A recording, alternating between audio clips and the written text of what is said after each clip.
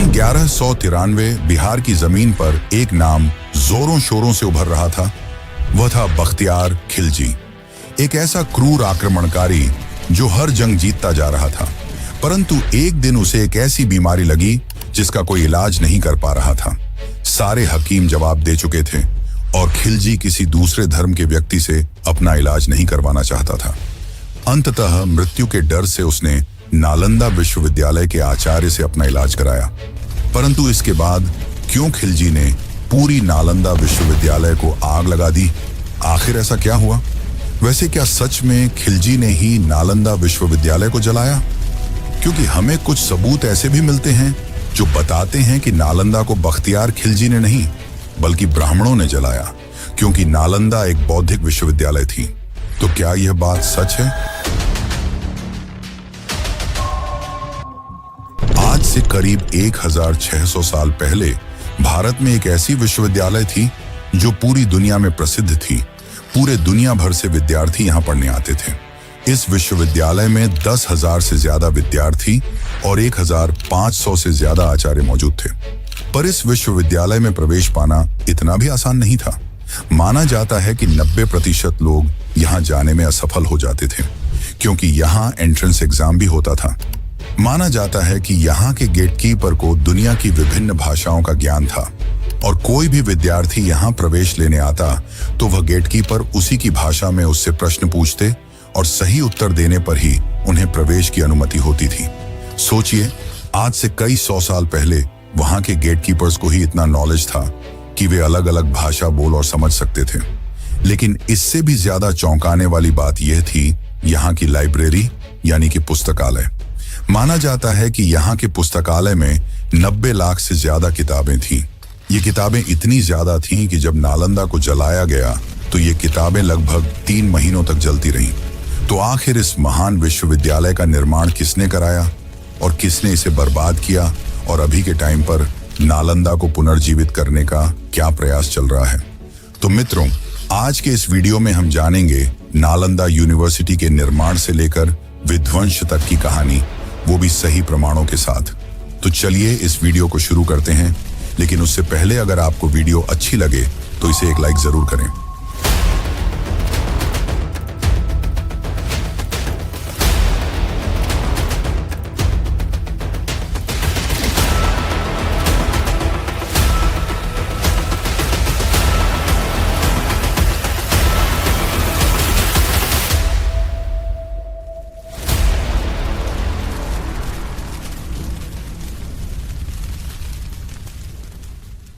माना जाता है कि आज से हजारों साल पहले बुद्ध के प्रवचन से प्रभावित होकर 500 व्यापारियों के एक समूह ने गौतम बुद्ध को एक बहुत बड़ा क्षेत्र उपहार में दिया, जहां बहुत सारे आम के पेड़ थे, और यहीं बैठकर बुद्ध ने कई वर्षों तक लोगों को उपदेश दिए और इस वन को तपोवन कहा जाने लगा। और आगे चलकर इसी जमीन पर वो बीज बोए गए जिसने दुनिया की सबसे महान यूनिवर्सिटी को जन्म दिया। समय बीता और आया भारत का गोल्डन एज यानी कि गुप्ता साम्राज्य। गुप्ता सम्राटों ने संस्कृति, शिक्षा और विज्ञान को बढ़ावा दिया, और इसी माहौल में इस छोटी सी आध्यात्मिक भूमि को एक विशाल विद्यापीठ में बदलने की योजना बनी। गुप्ता साम्राज्य के वंशज कुमार गुप्ता ने पहली बार 427 ईस्वी में नालंदा विश्वविद्यालय की नींव रखी, और धीरे धीरे नालंदा एक साधारण शिक्षण स्थल से बढ़कर विश्व स्तरीय विद्यापीठ बन गया, जहां 10,000 से ज्यादा विद्यार्थी पढ़ते थे, जिनमें भारत के साथ ही साथ तिब्बत, चीन, कोरिया, सुमात्रा, जावा, म्यांमार, पर्शिया जैसे देशों के भी विद्यार्थी शामिल थे। और इन्हें शिक्षा देने के लिए लगभग 1500 से 2000 शिक्षक थे जो विश्व स्तरीय ज्ञान रखते थे, जिन्हें शीलभद्र, धर्मपाल, शांति रक्षित और नागार्जुन जैसे उपाधि दी जाती थी। ये विश्वविद्यालय लगभग 120 एकड़ में फैला हुआ था, जिसमें 11 बड़े विहार यानी कि हॉस्टल ब्लॉक थे, साथ ही 6 विशाल मंदिर, क्लासरूम, तालाबें और बड़ी बड़ी दीवारें थीं।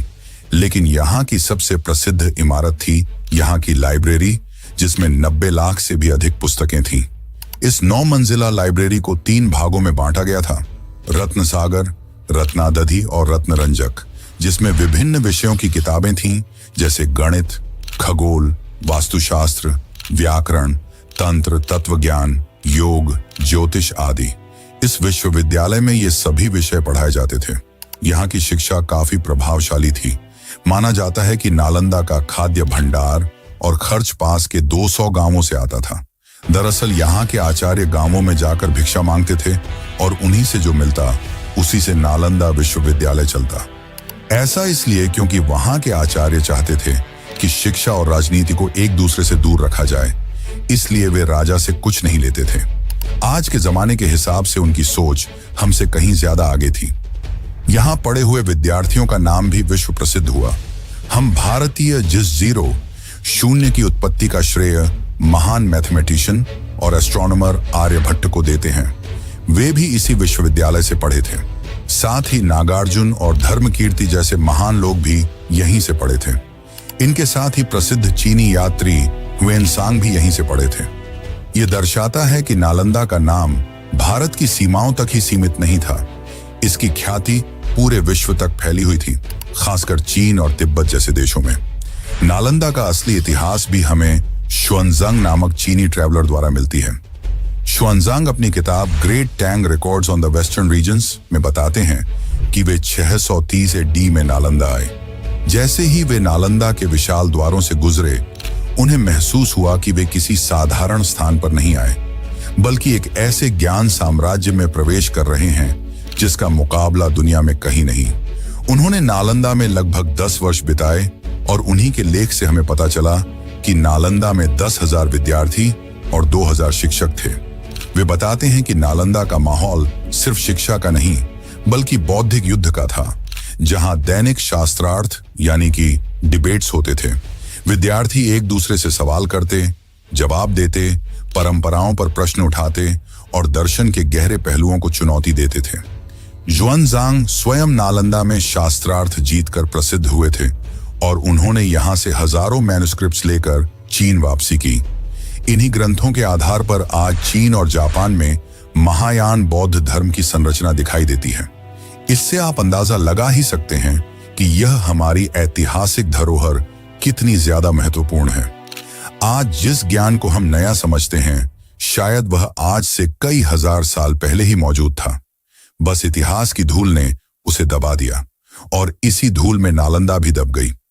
तो चलिए मित्रों, अब हम जानते हैं नालंदा के विध्वंस का इतिहास, कि क्यों इस ज्ञान के केंद्र को आग में फूंक दिया गया।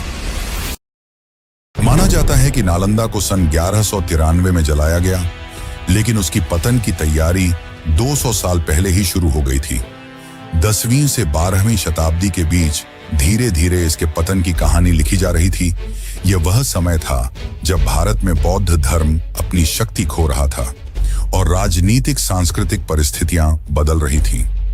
10वीं 11वीं शताब्दी में भारत में बौद्ध धर्म पर तांत्रिक ट्रेडिशंस का प्रभाव बढ़ने लगा। तांत्रिक बौद्ध साधनाएं नालंदा, ओदंतपुरी और विक्रमशिला जैसे विश्वविद्यालयों में मुख्य धारा बनने लगी। चीन और तिब्बत के कई स्रोतों में लिखा है कि नालंदा के कुछ हिस्सों में तंत्र रिचुअल्स बढ़ गए थे, जिससे समाज में कुछ विरोध और भ्रम फैला। इस बदलाव ने नालंदा की प्रतिष्ठा पर हल्का असर डाला और फिर धीरे धीरे गांव से मिलने वाला दान भी कम होने लगा, जिसके बाद नालंदा पाला राजाओं पर निर्भर थी। लेकिन कुछ सालों के बाद पाला डायनेस्टी के राजा धर्मपाल ने लगभग 800 AD के आसपास विक्रमशिला विश्वविद्यालय का निर्माण किया, जिसके बाद पाला ने नालंदा की तुलना में विक्रमशिला को अधिक आर्थिक और राजनीतिक समर्थन देना शुरू किया। इससे नालंदा की वित्तीय शक्ति कम होने लगी। इन सब से नालंदा की जड़ें कमजोर हो चुकी थीं।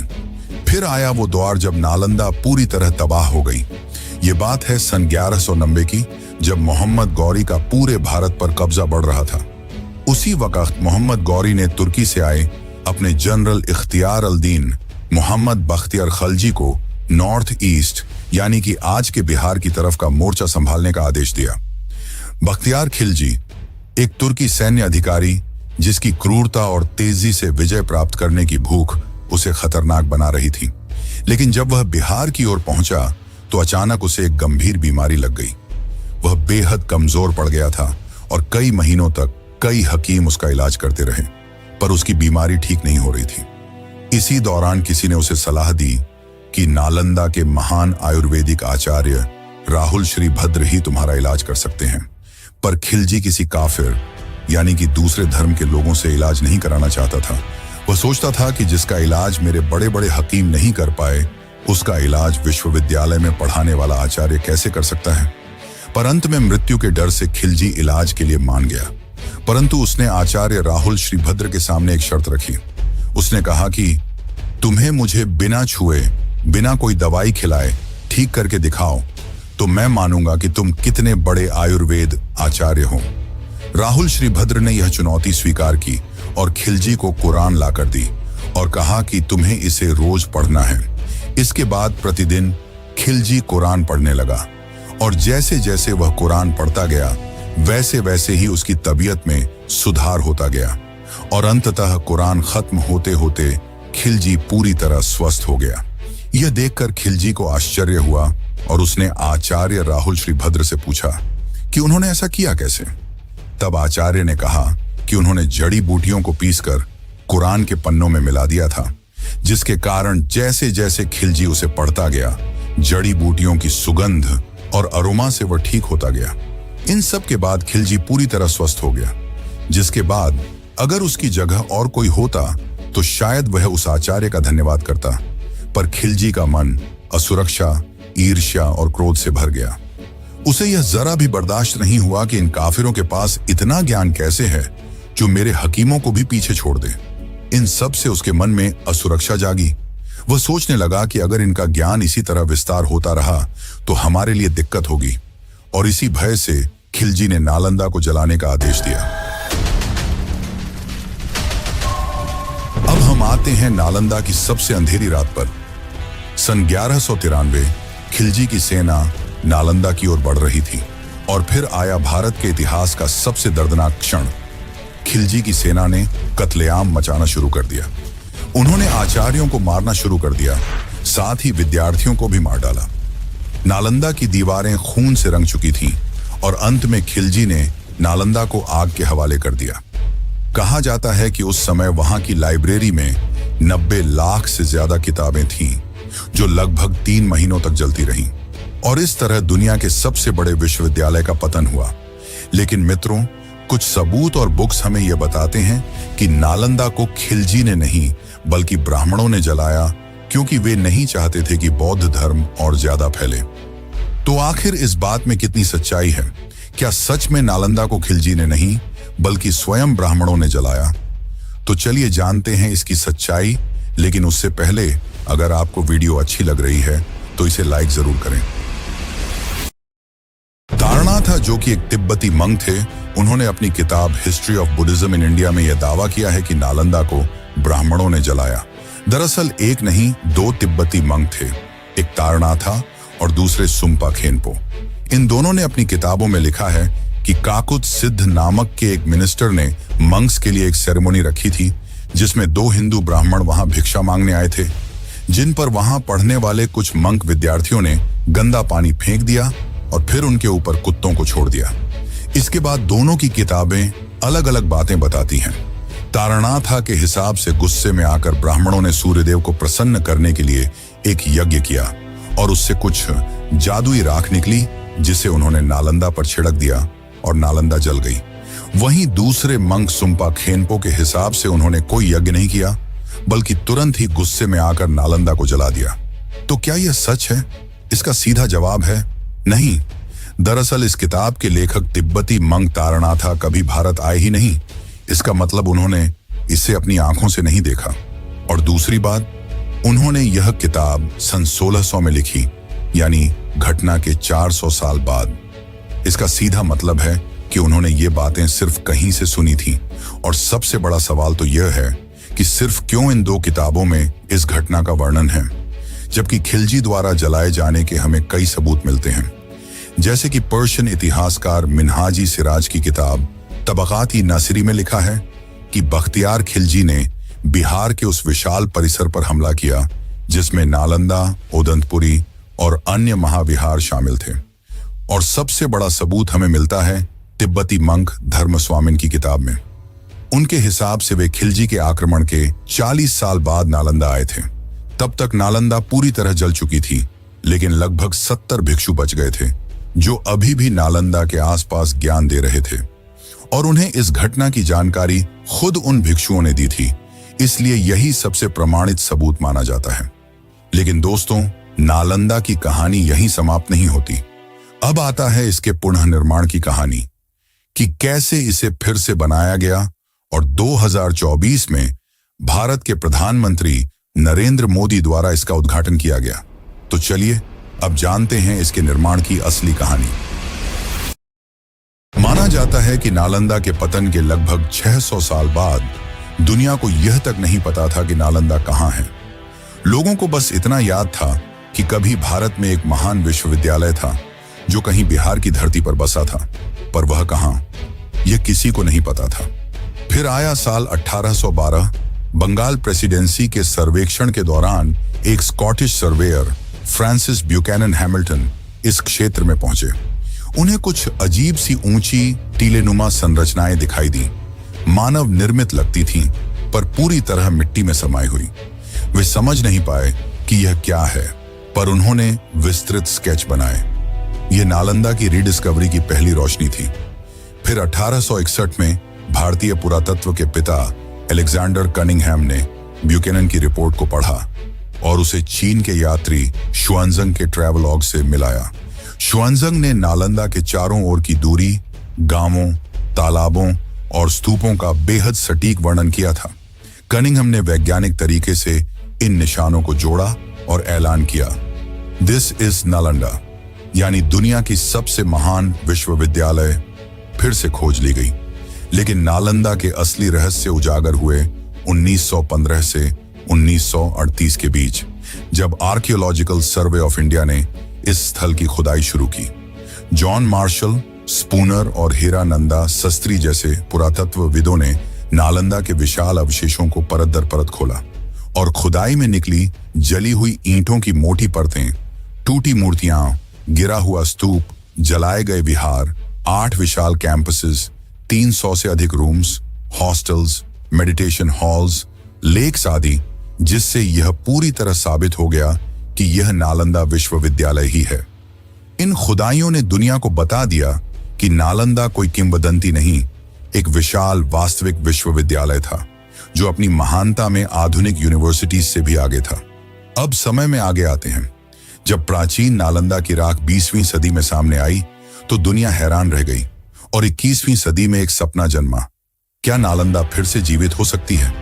यह सपना पहली बार बड़े पैमाने पर उठाया भारत के मिसाइल मैन और पूर्व राष्ट्रपति डॉ. APJ अब्दुल कलाम ने।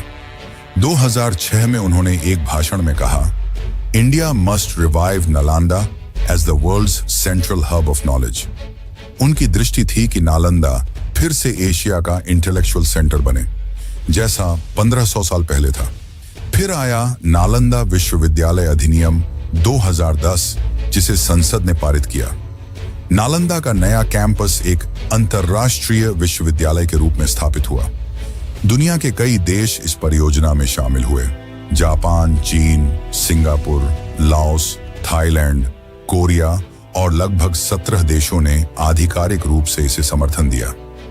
यह विश्व में शिक्षा के लिए भारत की सबसे बड़ी डिप्लोमेटिक पहल बन गई। इसी के बाद बिहार के राजगीर में नया नालंदा कैंपस बनना शुरू हुआ, मॉडर्न आर्किटेक्चर के साथ, लेकिन प्रेरणा एंशिएंट नालंदा के भारी स्तूपों और ईंट की संरचना से। और आखिरकार 2024 में प्रधानमंत्री नरेंद्र मोदी ने इसका नया भव्य कैंपस इनॉग्रेट किया।